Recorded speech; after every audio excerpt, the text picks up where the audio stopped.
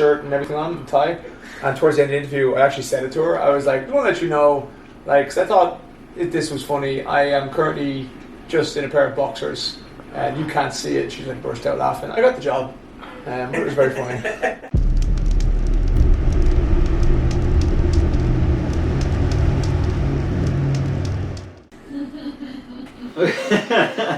It's got like a live studio audience thing going on here. I love this. All right. Okay. That's rolling. Make sure that red light's on. Here's a face full of crotch here. Here we go. Got a lot of crotch there. Okay. All right. That's not the type of video I thought this was. Yeah, I know. It's gonna be exciting. Can't wait. Okay. All right. Anything you guys don't want to talk about? No. Do you have, Turkey. Do you have a notepad? Do you have? Do you have any feelings on Turks and Caicos though? No. Do you know what we do? Okay, Do you know what we do? okay. Do you know what we do? You have to have a safe word. Okay, and we keep it in the video. So like, topic comes up, pineapple. Who's next? I'm just. No. I'll throw one of these up and I'll know to edit that out. Safe word. Yeah. Pineapple. Okay. All right. Well, do you want to get a drink or anything? No, I'm good.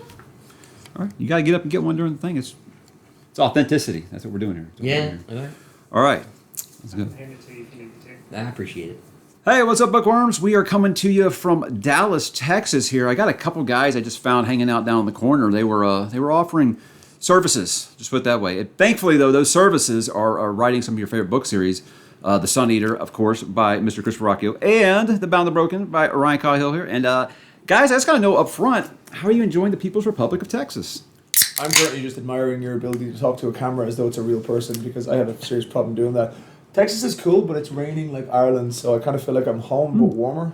Yeah, this is not the weather I associated with the Republic, but here we are. Okay. Well, usually it's just hotter than hell here, so you guys are kind of... You got a mild day. You're here on a good day. So, touring and writing, like both of you guys, I thought it was really admirable that, we were out really late last night drinking and talking, and then you guys were like, I'm going to get up early this morning and write. So what keeps you guys on task to be able to write while you're like vacations? Because I think most authors I've talked to say they have to have like a certain place, like they have a writer's room or an office, something like that. You guys can just write wherever you want? It's kind of completely necessity based. I think this morning we both actually got up to write and both ended up stuck for like 2 hours doing admin tasks. That did not help at all. Yeah, but it's a necessity thing, like you said, right? Like when I had the first couple books out, I was doing a lot more conventions. This was before the plague, and if I was doing like 12 conventions a year, I was gone a lot. And if I did not write while I was gone, there was a lot of time I wasn't writing, especially not having the luxury of the books just selling without my working on them. I needed to keep working, so I couldn't have worked. It's like anyone waiting on book 4 for me, you blame the tour. Right, you're doing like trip after trip right now, I right? write So for 6 weeks. you can't take 6 weeks off from I writing. can't take 6 weeks off, but I also just can't. I can't keep the same consistency up. Like I wrote like 200,000 words in 2 months, and then I've written like 20 this month. Maniacal. Because I just can't. I just do not have the capacity. It's just the time. It's not even the work. It's just literally the time. Like with the conventions and stuff, you're going to bed late, you're getting up early, and then it's starting. And there's no stop. There's no breathing time. So there's nowhere to sit down and actually do writing. Like I was sitting in the bar at DragonCon, surrounded by people with headphones on, just writing. But there's a point where you kind of sit there and go, I'm not in Atlanta to write. Yeah. I write at home. I'm not going to be in Atlanta for another year. I got to do the stuff that I can only do here when I'm here.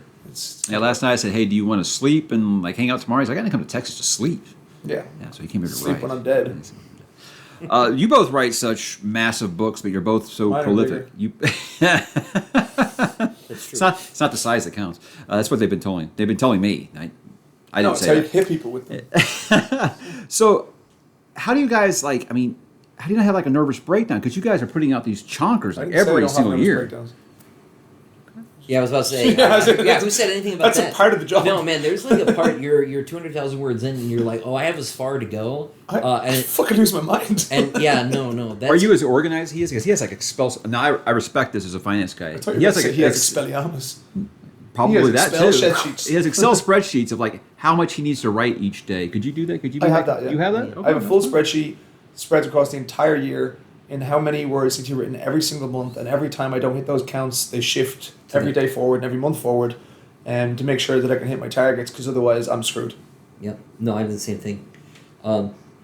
Because writing a book is too big a task to do at once, right? It's not like, vacuuming the house or taking out the trash or something. You can't just cross it off your to-do list. You have to break it down into pieces. But also, like, you got to self-motivate. And sometimes motivation doesn't work, so it has to be dedication. And you have to self-dedicate, which means you have to keep yourself on track because there's no one there keeping you on track. Yeah, and if you reduce the task, though, to smaller pieces, you can accomplish those in a set, and that feels like you finished something. But it's right? Why I write, the whole writing every day thing is like, the problem is someone said a stupid sentence, which was, if you don't write every day, you're not an author. That's obviously ridiculous. That's not true. But it's obviously ridiculous, but like the more you do something, the better you get at it, and the more consistent you get. It's like nobody in the whole world would ever say, hey, Kobe, you should stop training.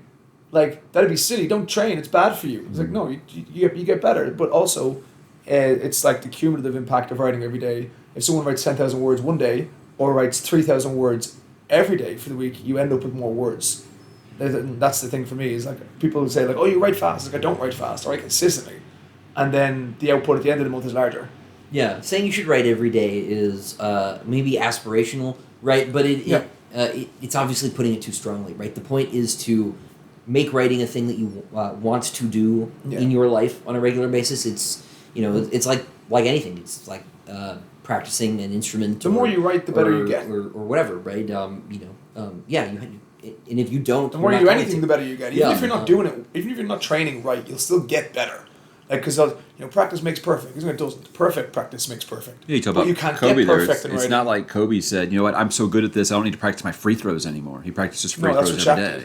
Yeah. So like a comment I get a lot, and not that they're a one-to-one comparison, but everybody always asks me, how many pages do you read per day? And I'm like, life doesn't work like that. So I would say, are you guys like that? Like, do you set yourself, say, hey, I want to write this much per day, or is it just you have good days and bad days? The spreadsheet is foundation. It's foundational to the spreadsheet to have a set amount of words. So the spreadsheet doesn't work unless I have like. So if you don't hit it, do you do a catch up the next day? Or? Not the next day, but over the course of the next 6 months. Okay. So like it's cumulative. So like, I'll have 2,000 words a day, but if I only write 1,000 words that day, I have 1,000 words across the next 6 months I have to make up. And then if over the next 2 weeks I lose another 10,000 words, I add that together and I've 11,000 words over the course of the next 5 months. If I want to stay on track, that I have to slowly make up. And it doesn't mean like knocking another 11,000 in one day. It could be add another 50 onto each day. Mm-hmm. And then over that time, I will make that up. And then if you think about it that way, like, the same reason for doing it day by day is that, it's easier to keep that going. It's easier to meet those targets because you're setting smaller targets each time. The demand on you, the physical demand, the mental demand is smaller on you each day. Yeah, I do think, so I've noticed that as I've been going on, and I know you have the same phenomenon happening because I saw the books, right? That the books are getting longer. No. And I think that this is a consequence of setting daily word goals. Okay. And I'm starting to wonder if there needs to be another metric, because my average chapter length has almost doubled. So mine actually hasn't. And this is what we're talking about. So I actually, in a freakish... Well, you have more POV characters. That's the difference. So it's actually freakish. So in all of my books, all of them, when I go back and I take an average count of all the chapters, I have big chapters that are 10,000 words, small chapters that are 2,000 words. All of my books average almost exactly 5,000 words a chapter, the whole way through. Yeah, that used to be true for me in like the first 3 books, but then since then it started to sneak up. And for me, I think the fact that I've become so fixated on the daily word goals. Sometimes you write more than you need to just to kind of make that count. Right, which has resulted in this extra step. With the last book, we took 40,000 words out, didn't delete a scene. Yeah. Right, and so I wonder if this is something I need to maybe rethink moving forward. Obviously, you still need to write X amount in a day. It's the hardest one because it's the only real gauge of like productive output. Because if you're doing one chapter could be 2,000 words, do it in a day, amazing. One's 10,000 words, and it can stretch. And it's a problem if you're on tight deadlines. An indefinite or intangible stretch is really fucking hard to keep up with. Yeah, so this is the problem. Is there's not another really good objective metric for like tracking writing. No, I think it's the best. It's the best metric for tracking it, and then when you overwrite, that's what the editing's for. Yeah, of course. That's the way I try to do it. Do you guys have the Brandon Sanderson thing where you feel like every new book's got to be longer than the previous one? Or no, I want them to be shorter. I actually expected this one to be a little bit shorter. I think it's going to be around the same. As a Born Ruin? Yeah, as the last one. But again, like when you have that many points of view and that many story threads, honestly, if it was shorter, I wouldn't be resolving the threads correctly. Like with that many threads and that many points of view, you need to end them or like conclude them in satisfying ways each time. Yeah. And sometimes like it's the same. It's the same principle in reverse. So the word counts. They could maybe make you write a bit too much, but then sometimes we're so obsessed with cutting and being like really, really economic at what we're doing that we're cutting things that don't need to be cut. Like when you look at one of the classic ones I've got recently, the Alien is it Prometheus or Covenant? Which one it is? I think it's Prometheus. Romulus that just came out? No, but the older ones. Yeah. So like they've cut like integral scenes. So like they cut the scene where the engineer actually talks to them and explains. Oh yeah, things. that's in Prometheus. Yeah. But it's actually they're cutting it because it was too long a runtime. But that makes the film better. I think we should always edit to be economic with our prose, with the kind of stuff that we repetition and that sort of stuff. This is why with Ridley Scott, I always wait for the director's cut now. Like I started watching Napoleon. I was waiting for the director's cut because they cut out important stuff. You know. I haven't watched it because I just have absolutely. And I know you don't no time. like Ridley Scott anymore, but you know. Yeah, well, he's been disappointing for a while, Okay. in my opinion. Pineapple. Yeah. That's our safe word. Yes. Oh, So okay. sure. Yeah, see, we stopped it before it got going. We were talking about before we started recording here. Ryan brought up a keep topic. Christopher safe. That's all. Yeah. It's keeping us all Ridley safe. Scott. You brought up the He might come for you. that there was a bunch of TV shows that we start and we don't finish. Were you talking about something in particular, or have you started a bunch of shows and haven't finished them, or no?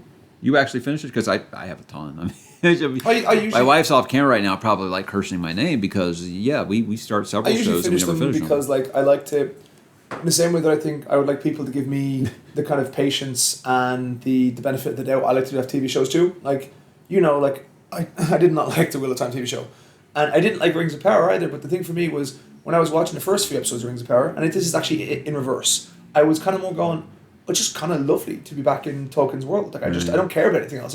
It's amazing. And some people were like, oh, it's insane how Halbrand or Sauron is in the middle of the ocean. That's ridiculous, right? And I'm going, yeah, but obviously that's not what happened because that would be ridiculous. Of course it's ridiculous. It's clearly not what's happening. So I give the benefit of the doubt and I'm watching it on and going, it's not the best, but I just like being back in Middle Earth. And then I got to the last fucking episode. I was like, you mean that cunt was Sauron? He was in the middle of the goddamn fucking ocean? And it ruined the whole season for me. The whole time was me saying, these are the reasons he's not. So I kept saying he was a Witch King. But it just it made was just no like, fucking sense. how about Galadriel's going to jump off of a raft and just swim back to shore? But that one, I don't care about. She's like this super elf who can do whatever the fuck she wants. Yes, fine, swim back to shore. That's absolutely fine. Why would the dude go, do you know what I should do with my time? I should sit on a raft in the Just ocean. wait. I can guarantee you sometime in the next 4 millennia, someone will show up at this exact spot in the ocean. Of course, you're smart. You didn't even try it, did you? I didn't even try it. Yeah. Yeah, I have no time for that.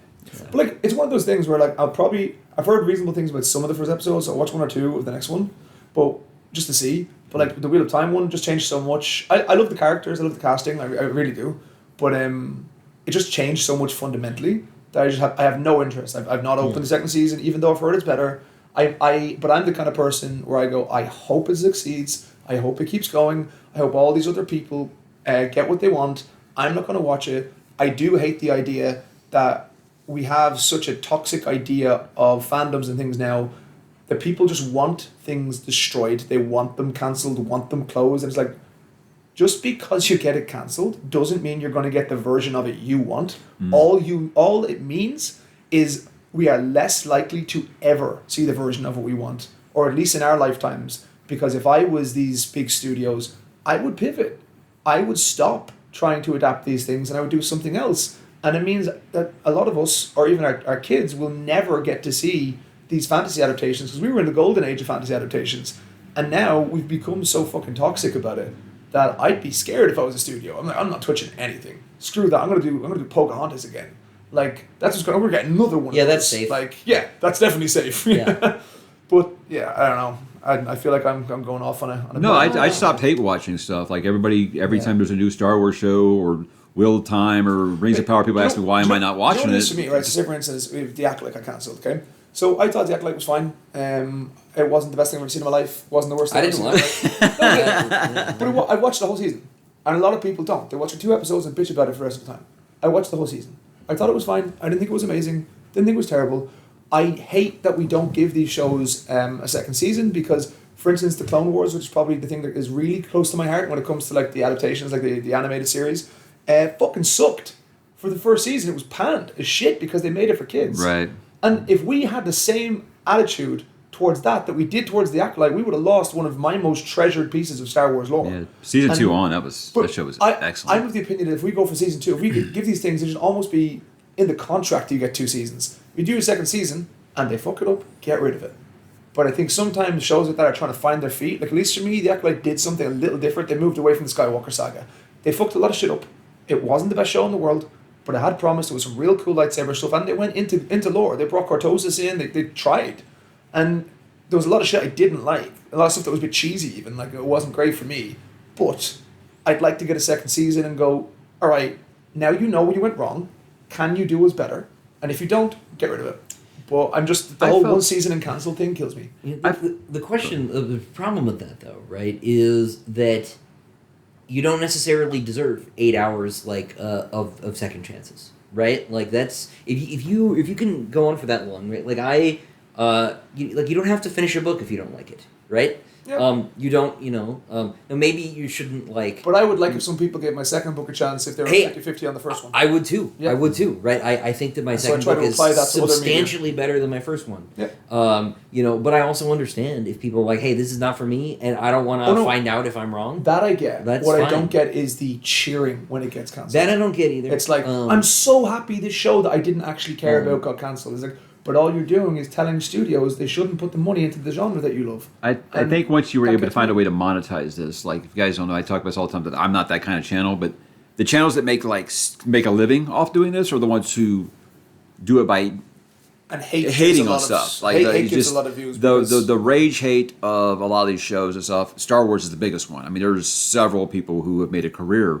on YouTube just complaining about Star Wars. So I felt like I started in the right place. Like, I was upset with Last Jedi, and to the point where I they're not making these movies for me anymore. Cool, I'm just going to kind of walk away from them. And that's kind of what I've done. So when people are like, why aren't you giving anything a chance, or Andor's really great or something like that, I'm like, Andor actually is. You got to understand that why I loved it. Yeah, they earned that, different. but they earned that really skepticism slow. from me. I like a lot of it, but it's they put out big ass stuff that just didn't feel like Star Wars to me, so I just walked away because that's what I do. I'm not gonna give you any attention.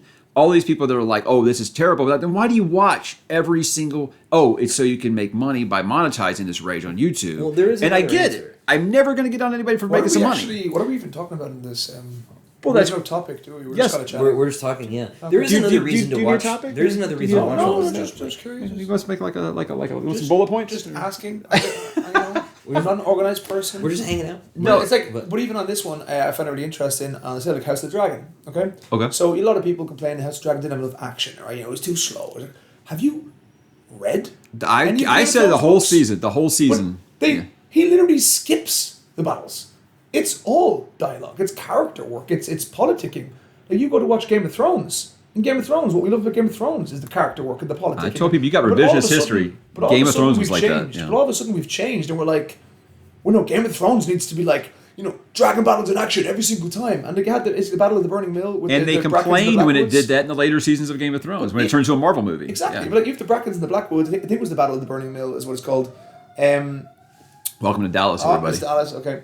But we're actually not in Dallas, aren't we? No, we're in Arlington. Yeah. Stop blaming Dallas, Mike. We're but the Battle of the Burning Mill, I thought it was really effective, where you see these two teenagers who are basically like idiots have an argument with each other, and that argument leads to them all dying. And the flash from like having an argument to just everyone being dead bodies, fields of dead, I thought was a great choice. And people were like, I wanted to see the battle. I was like, the battle wasn't the point.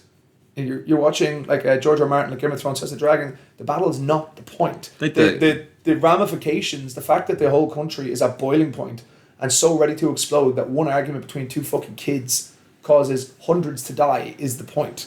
And it just, I don't know, I'm with you. I said that a lot of people were saying I need less of just people sitting at tables talking to each other. I'm like, you mean like in the books? I mean, it's literally the it's strength. never been about it's always been about the characters. It's never been about the action. It was like, so when those moments did happen, they were meaningful. Yep. So I'm with you on that. And then I've seen all these Wheel of Time people being like, Wheel of Time season 2 is better than House of the Dragon season 2. I was like, I didn't watch it, but I doubt it. But hey, I'm glad people are enjoying it. Again, I want people to enjoy stuff. I hope it gets 10 seasons and they love it. I'm not going to watch it just because Would you call it one time? It was changed the world. A garbage can on fire rolling down a hill? It was. Season 1 was. No, I said at least the start of it was basically like that, like strapped to a train on crack, because the first 2 or 3 episodes, that was different. That wasn't like a bad adaptation. It was actually bad visual storytelling. Like, it was choppy. They moved really quickly through things without any explanation. You have like these kids who are in Emma's like, they're in the Two Rivers, and they're really loyal, real stubborn, like in the books and everything. And you have Moraine comes, and she's like, you guys got to leave, because otherwise the Trollocs will kill your village. And in the books, they're like, we're not just going to leave. That'd be ridiculous. This is our home. And they have a discussion about it. They left real quick in the middle of the night. Yeah. You go to a TV show and it's like, strange woman appears. It's like, you got to go or they'll kill your people. Let's do All right, it. sweet strange lady, let's leave.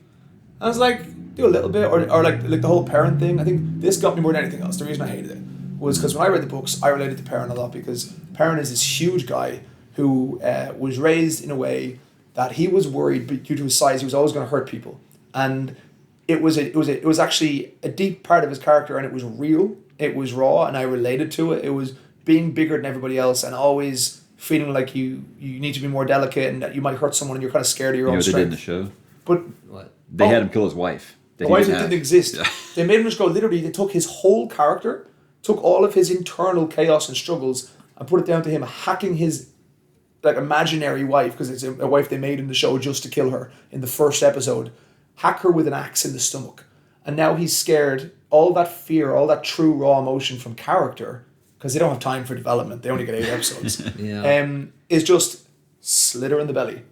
And that's it. And I was like, that's why I didn't like it, because they skipped the character things. Like Matt Cathone, or I always get the names wrong, like the pronunciation. And Abel Cathone, like, I have a big thing about father figures in fantasy. And Tam and Abel are the two really positive father figures. Again, the books, Abel taught Matt everything he knew. And it's part of who he is. Like, he's good with the quarterstaff because his dad taught him how to use it. And then you go to this, and Matt is a complex person and character in the books. So in order to make Matt really, really good from the offset, they turned one of the few positive father figures in all of fantasy, in my opinion, into an abusive drunk. And just made Matt like see that and be nice to his sisters, and so Matt's a good guy. And I was like, why would, instead of taking the time to develop these character traits that characters get later in the series, they decided to just to entirely change these things. They have this sense in their own heads of what would be more interesting, and they of course are very shiny and bright. But the problem is, so they just do this stuff. But we love, like, I know they need it to be theirs. But as not just an author, but like as a reader, like, I love journeys. I love seeing where the character was and then where he ends up. But if you start the character at the end, they're not interesting. Of course. And that's why I didn't like it. They started I'm not saying that people who make these changes are good or smart, right? Yeah. Like, they needs to be, they need to make their mark. And I think, I think this is where a lot of this comes from is there, these people come in and they want to work on something that is, beloved and great and stuff, but then they need to make sure that people know they were there. And so they have to move stuff around. But then there's an interesting other problem, right? Where, like, film isn't text, right? And you need to make changes. You can adapt things 100%. But, like, adapt things to the medium. You need to change some things, right? But we've gotten to this point now where we have all this language about how this is another timeline or another whatever, right? It's not another turning of the wheel, because they all have different names. Yeah. Because they all have different names and different turnings of the wheel. So even this isn't against you. This is my own kind of thing, because. I see this like it's just another turning of the wheel. But even in internal logic of the world, another turning of the wheel wouldn't work. Well, I'm about to say is that, like, when that's just a get out of jail free card to do whatever you want. That's what that is. Yeah, of course, right. Is they want it to be different. They want you to come for Wheel of Time or Lord of the Rings or whatever, but they actually want to show you they want to show you the thing they made up, right? Yeah. I mean, literally, most of the stuff. Was Robert Jordan really any good anyway? Like, they can do better. Right. Well, of course. That's. I feel like I'm that salty cunt right now. No, but I do hope that it goes on for 10 seasons and everyone who's watching it loves it, and that it's successful and it leads to more adaptations that are maybe done more faithfully. Or, for that matter, more copies of the books moving. I've been saying that about Stephen King adaptations for decades. Like, why do you think you're a better writer than Stephen King? It's because they feel like they've got to kind of leave their footprint on it somewhere. And I'm like, you're not a better writer than him. Stop it. Stop trying to change everything. For instance, the ways they do it. So say, for instance, House of the Dragon. There's some adaptation parts I don't like. But from an adaptation perspective, did you watch... I see season 1. Okay, so in season 1 in particular, actually, yeah. In Fire and Blood, Daemon is very much... He's a bad character. There's no nuance. There's no complexity when they write it. He's a bad character. They add depth to him. Yeah. And that is a change. That is an adaptation change that leaves the mark on it without destroying what was written. It creates a complex and deep character and allows you to fall in love with that character in a different way while paying respect to the source material. Right. That's the sort of thing that's interesting, is when you know, because you're changing the medium, that you need to make a conscious choice about the relationship between your version and the other one, and you can make that really interesting, right? By using the fact that this is now objective as opposed to a very subjectified sort of historical narrative that you've got in the book, right? To actually make the story more interesting. But this requires, higher IQ, I guess, on the part of the people doing the adaptation. Salty. But well, You should have heard. I'm You should have heard when we talked about the Mandalorian season 1, not Mandalorian, Boba Fett season 1. But I don't know what happened. Look, I have a reputation for hating everything. What are you talking but about? It's because I'm pretty sure Christopher has lovable, ever liked a movie or a TV show ever.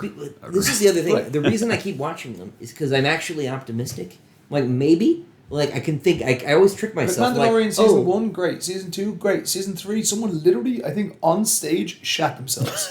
As in, 2 episodes, I great. stopped, Other episodes, what the fuck is happening? Where did Jack Black come into this? Once my kids were out on Mandalorian, I was like, okay, I don't need Disney Plus anymore, because I think it was the 3rd episode they were watching. They looked like I was holding a prisoner, and I was like, you guys don't have to watch it. Boom, they were up the stairs. They were gone. I was like, but all right. I'm going to watch season 4 very hopefully. I think it's season 4. Have an amazing time. Yeah. But for some reason, I don't know what happened. I'm just treating season 3 as an anomaly. Season 1 and 2 are amazing.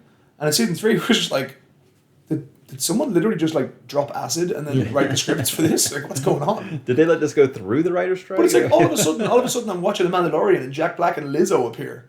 It was like when you watch Ed Sheeran in Game of Thrones. I was like, I love Ed Sheeran. I don't care what anyone says, but Ed Sheeran appears, and I was just like, I think you're great, but I don't really think you should be there. I'm just waiting for the Taylor Swift cameo. It's gonna happen. It's a love story. Mike's been on my case for years because I keep watching these things, or had kept watching these things. I've since stopped. I've given up. I'm proud of you. Right? I'm proud of you. But yeah, thank Christopher you. sold his TV. I don't know if you guys know. They got rid of everything. He was like, screw TV, screw everything. Man, all idiots. All he has is writing by candlelight. All he does now is he does a whole He consultation. writes his books in longhand. He does consultation on the metric system now. And we're not doing the metric system again. All right, we're not doing it. You're wrong. But Does he think the metric system's good? He's pro metrics. Of course he does. I'm pro logical units of measure. How is it? It's not logical. It's arbitrary. It's fine. They're both arbitrary. Pineapple. See, we don't have to cut it if we say pineapple. It's fine. It's good. It's good. Or Pop Tart. The thing is Christopher's like, okay, I'll move on, and he's gonna curve back around to it. Watch, can't wait. The camera's going to come off. The camera's going to come off. Look, as Christopher's soon as going to jump on my back from the window and just start stabbing me. Let's make it up. I'm gonna stop and restart because at 30 minutes it just cuts off. All right, keep going. Right. We're good. Yeah, keep going. Where were we? Or don't keep going. Whatever we do. All right, I'm gonna head out. But Christopher never came back.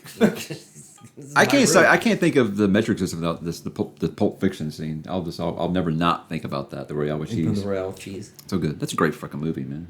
Every time I watch Pulp Fiction, I love it more. I think we've talked about Tarantino movies. You're not as big a fan as I am. Not a huge fan. What I like about is it just because of Once Upon a Time? Not Once Upon a Time. Hold on. What was the Western one you didn't like? Hateful Eight. You didn't like Hateful Eight. I hate Hateful Eight. Yes. What do you like?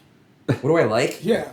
Sopranos. Pop-Tarts, we know. Well, thanks. Yeah. Okay. Stop that. We've seen the Pop-Tarts, brown sugar and cinnamon Pop-Tarts. I can see them over in the corner. They're good. I had one last night when I was drinking too fast. It was good. But besides those... Sure. What do we want to talk about? Books? We want to talk about just in general?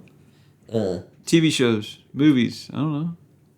You like Lord of the Rings? Hit us with stuff. Yeah, I like Lord of the Rings. Fuck I like Dune. I like. Fuck yeah. We did a spoiler review I of like Dune Part 1 and Part 2 on this channel, and you were getting dragged in the comments because you hated the movie. I like the novel. I don't like the movies. That's fine. I quite like the movie. I don't like the novel. Look, there's a lot about the movies that's great, but they're not for me. I get it. I get it. Sorry, but no. But why I were you love Canadian the books. for a second? I love.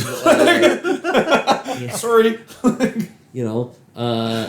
I'm just trying to head off the comments again. There's been a lot of doing it. comments about our all the different accents here, and mainly his. You know. Pretty Well, good. this is I keep it's a joke, but it's not a joke. That karaoke and tequila stole my voice at Dragon Con, and it literally did. Mine's a little deeper than usual.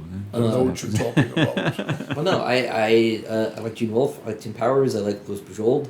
I like Guy Gavriel Kay's stuff. So there's talking about dozens. books. There's dozens of things. That he Okay. likes. Yeah, Alright. no, I just I'm they're just just Elden like stuff Ring. nobody talks I'm about. He just likes trying to make sure Elden that the Ring. people who are I watching do like know Elden that you Ring. like Yeah, these things. yeah, That's yeah. all. No, you know. Jelly beans. How do you feel about jelly beans? He's a Those are very, he has very I high like both standards Miyazaki's. for adaptation. I get it. You want the page by page adaptation. You're yes? how do you feel about a Negroni? Negronis are cool. Sfagliato with prosecco in it. Those are good too. Okay. We can talk about food. We can do that. But like, I don't know if you saw that interview.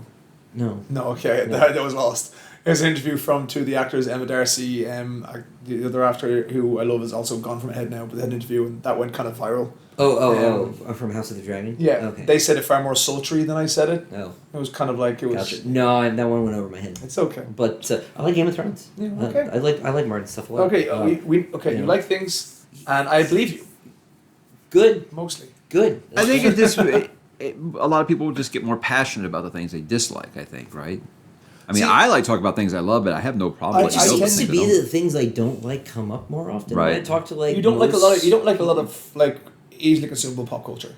Yeah, that's probably right. There's more to it than that, but I You think know, that's like. I'm not trying to sound pretentious or anything. No, but like yeah, no. people I heard they are. I don't. Like So like, I don't watch a lot of TV. I know you don't either because like we've got books I to don't have write. free fucking time But, to like, watch a lot of TV. So, you know, people are like, "Oh, did you just see?" I'm like, I don't know what that is. Like, their whole streaming Stop service. it. I've heard. I think You're hitting your foot on the floor and it's going boom. I think the only TV show that I have like truly like really really loved in the last while has been The Bear, and that to A lot of me, people tell me to watch that one. that is one of the it is a genuine masterclass in creating in unbelievable tension from very simple moments in life. I've Yeah, heard it's a I've very been- hard show to I've sell. been Like meaning to when watch people that. ask me what's so great about Pillars of the Earth, I'm like, well, it's what's great. Like, what's it about? I'm like, well, it's about these. They're building this cathedral in like the year 1000. And they're like, that's it. Doesn't sound interesting. So when people tell me The Bear, oh yeah, it's a show Yeah. about cooking, about working in a kitchen. I'm like, No, but actually, Yeah. so So I think it's a tough the general sales plot job. premise is there's a guy who's young, he becomes one of the greatest chefs in the world, and his brother's at home in Chicago, and his brother owns a sandwich shop, and his brother commits suicide, and they've been kind of estranged due to stuff going on, and the guy comes home to take over the sandwich shop, and he leaves his job as one of the best chefs in the world, Yeah. and it's all about like these really, really, really incredibly human characters, and how in very just mundane moments, like it's just everything is so stressful. And I know I said it to a friend, I advised him to watch it, and he said he texted me and he goes, just watch the first episode, how do you feel? I had to leave the room 5 times and I took up smoking. And I was like, that's exactly how you should feel. the lead on that show, he was really good in the Von Erichs movie. Oh, he's So, fantastic. Yeah. The Iron Claw. He was really good. He was really good. Kerry Von Erich in that. So if you haven't seen that movie, it's very good. Made my wife cry. Me too.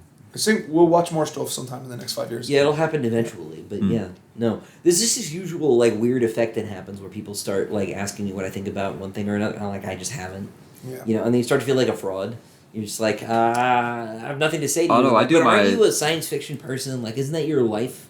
Like even that, I've probably read since I started writing. I've read maybe 6 books, like 7 maybe. Yeah. I used to read that in 2 months, 3 months. Yeah, I'm not same. like all. It's all the cute. They're incredible reading people. each other's books right now, guys. We're on the same page, chapter, It's really not fabulous. page. It's really- Yeah, it's really yeah. good. We got like 2 chapters in. We both said the other one was stupid. Was shit, so Yeah, we moved on. You know. No, we didn't. Yeah. We just haven't had the time so far. No, I was trying to do my homework before we had this had these signings, and then I got a 0. Yeah, so I just had a physical book and I was reading it, and then I had to leave and bring it with me, and then my Audible account was going a bit crazy and I couldn't download the audiobook, and Christopher told me he said brains disappeared. This has happened recently. My thoughts have just stopped. I think it's from the tour. Yeah, that'll happen. You know, I've been to some of these signing things before. Obviously, as just a guest, seeing it last night, seeing it like from that side of the table.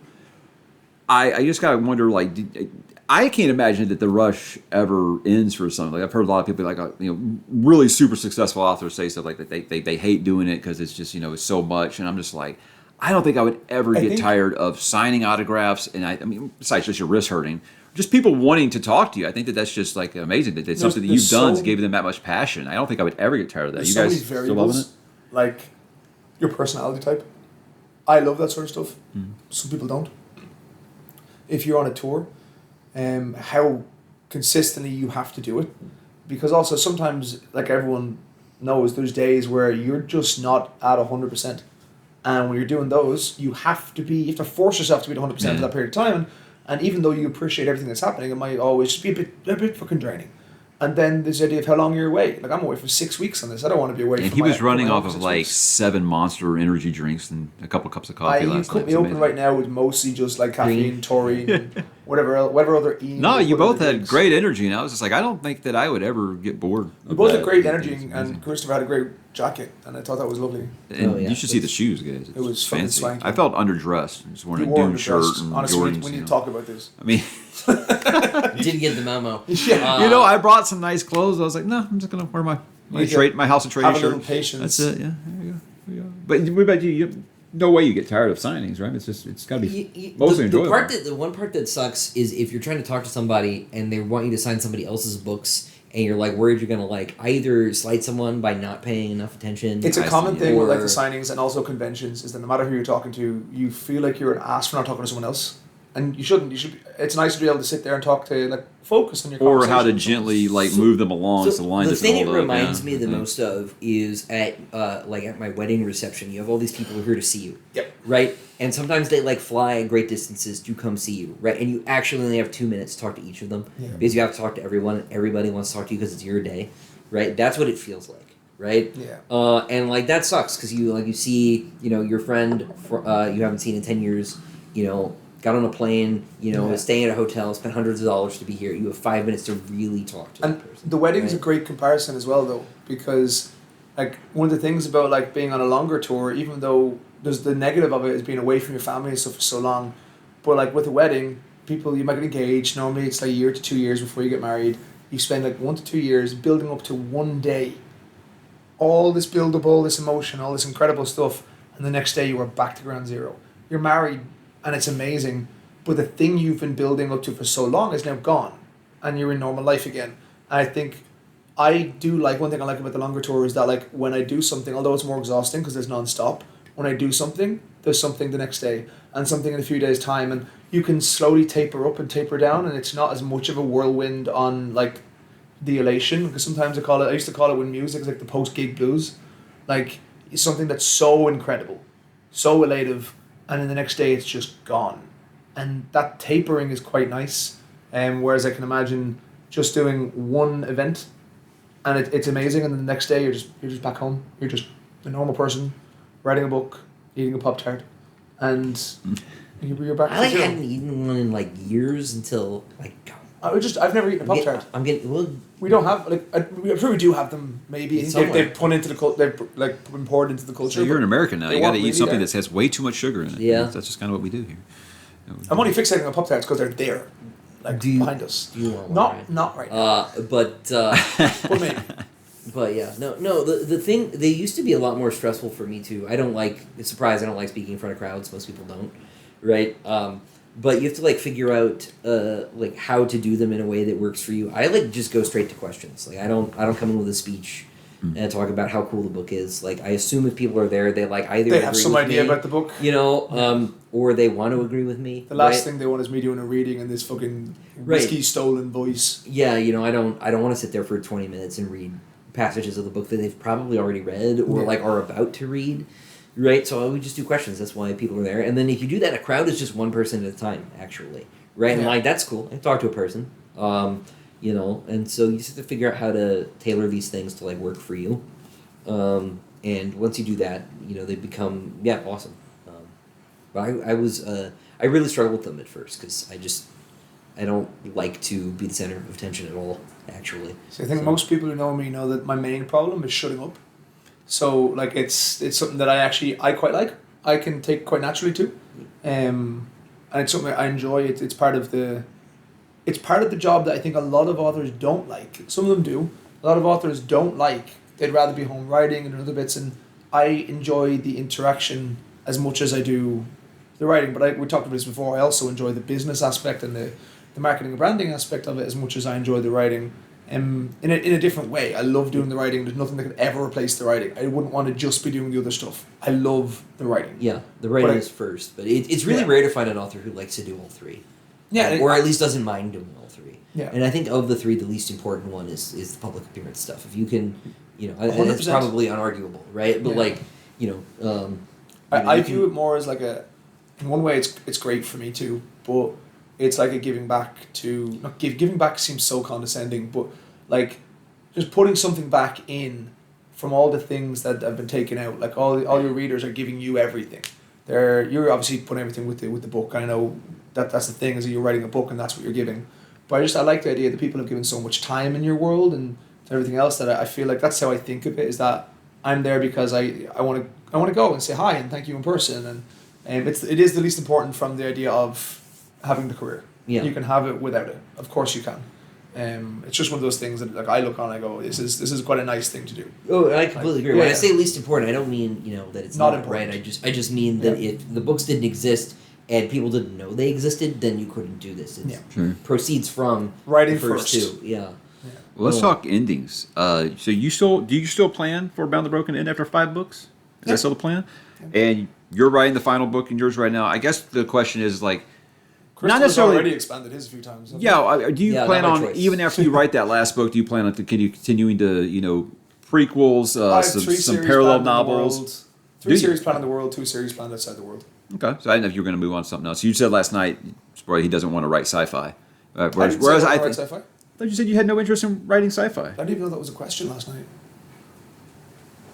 Hey, it's possible. I thought for sure a different list of questions. because they said they said that what were some different genres that you start working in, and you said I'm a fantasy guy and I just don't think I could write a sci-fi. No, I didn't mention sci-fi at all when it was reading.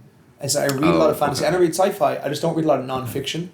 If I was to go into sci-fi, I'd never touch hard sci-fi because I don't think I have the skill set or the logic for it. Like, or not the logic. I don't have the skill set or the knowledge to read it. The space opera style sci-fi, like Christopher writes, is something that I love because it's tied with fantasy, and it's like a natural lean in. But unfortunately, if I were to lean into it, I'd have to lean hard enough away from Christopher, so didn't say I was copying Christopher. So what about you wrote a dozen novellas at this point? Do you plan on, even after book 7's out, do you plan to keep working in that world? The Son Eater universe is never going away. As long as I have a science fiction idea that can fit in that galaxy, I suppose, universe, I'll fit it in there. I want my Tor Gibson prequel book. Look, that's on the extended list. I don't know when it'll happen, but that would be fun. I'm most interested in moving the clock forward and not backward. I want the Atreides family history. I want that too. Just so you feel good about it. I'm gonna do that. But I already have a fantasy story out. Yes. It's in Galaxy Magazine. It's called The Barrow King, and is that kind of testing the waters? It's kind of testing the waters. There's another one coming out in October. I'm really excited about it. Dragons are mine. I have no dragons. They're mine. I have no dragons. Yeah, you invented them. Trademark from the start. Stamp. Yeah. Well, the two-legged dragons, Christopher. Say for space dragons. Space dragons. Yeah. You don't have any space dragons. They're called spaggans. Okay. Didn't Anne McCaffrey have a space dragon? You just say Anne McCaffrey. McCaffrey. Okay. Yeah, not that disrespectful. Some disrespectful, not that disrespectful. Planet. Yeah, it's actually a science fiction series. Yeah. Yeah, that's a big misnomer about that series. A lot of people think it is a fantasy book. It's actually said because they're aliens. Is that they're aliens? Something like that. I haven't read them in a long time. Never actually read those. But I say that I think that you'd write great fantasy because when I was reading Demon and White, I felt like the stuff that in Imperial Court was like amazing. That was brilliant. Court politics are fun. I really like writing that stuff. And that's one of those things where I'm like, I love Song of Ice and Fire. I love court politics, and I don't understand what you guys are looking for in House of the Dragon. But well, some more sword fights. You can. Is it too much to ask for both? Right. You want a bit of clink, clink, clink. Well, I mean, we reviewed every single episode, my wife and I, and it's like everyone. She's pointing out every single episode. Okay, so this episode you had a kid freaking having his head cut off, and this one you had this person dying. This one you had this. And you have the most amazing scene. You had that. You just didn't have. You only had one big battle. You have the most amazing scene. That's how the books work. They usually have one big, huge battle. But like the scene in the episode after Blood and Cheese is better than Blood and Cheese because Damon sits down at the table and they're like, and Rhaenyra's like, I didn't have that happen. I didn't send that command. And Damon's sitting there going, like the eyes of a little kid. He thinks he did well. He's like, she's going to be so happy when she finds out what I did. I'm so fucking cool. I swear to God. And she kind of looks at him. She looks at him. And he's smiling at her, and his face drops, and her face drops. He's like, "Oh, I'm in trouble." It was so good. Still my favorite Doctor. Oh, he's pretty awesome. Matt's my favorite Doctor. Yeah. So, what are you guys looking forward to for the? I mean, I guess when are you guys going home? When are you guys done touring? When's this ending? I'm not done until the 17th of September. Where are you going after this? I'm going from here to Dublin, then Dublin to London, then back to Dublin, then over to Denmark, and then Denmark back to New Zealand. That sounds exhausting. I'm already exhausted. I'm 4 weeks in, 2 weeks left. How long a flight was it from there to here? To the States? From Europe to the States? So I came from Ireland, so it was 12 hours because I had a 4-hour layover in Chicago. That is called the Lord of the Rings Extended Edition Trilogy. It is, yeah. But it was over 30 hours from New Zealand to London. Yikes. A 17-hour flight to Qatar. So you're going to Houston after this? Yeah, driving to Houston, and then I am driving to Austin. I'll be there on Friday for ℙ𝕤𝕤𝕗. But then I will also have a signing in Houston on Thursday, then to Austin, and then I have a signing in You see, if we Austin planned this on better, Saturday. Yeah. like a lot of people were like, "Oh, are you coming to Austin?" I was like, "No, I'm heading home." But then obviously there was something to go to Austin for, and if I had gotten ahead and contacted Christopher sooner, then I would have maybe go to Austin. You guys hear this? He already hates had his Houston. plans, so. He hates Houston. He's not coming to Houston. He ain't got no time for He Houston. heard it was too hot. It is too hot. You're just implying things. Yeah, but yeah. All right. So got another not quite a week of doing this myself. So All right, we're gonna get some barbecue before you guys leave, though, right? That's the plan. That's some where we're barbecue, going some, tonight. some Texas barbecue before you guys go. It's gonna be good. So hey, I appreciate you guys taking the time to do this, and actually including a grunt like me. And this has just been like I'm overwhelming. just curious as to what the title is going to be. For this Talking video, random shit with Ryan and Christopher. just bullshitting. I'm just gonna call it bullshitting. I figured that'll go real well in the Just algorithm. pissing in the wind. Pissing in the wind. Yeah, just Pissing in the There wind. you go. Like the name of the wind, but pissing in the wind. Yeah. Now we got to write lyrics. It's gonna be really fun. So thanks for hanging, We're everybody. literally starting a rock band. And if you've enjoyed this discombobulated mess, well, I hope that you have, and well, let us know what you think down below. Pineapple.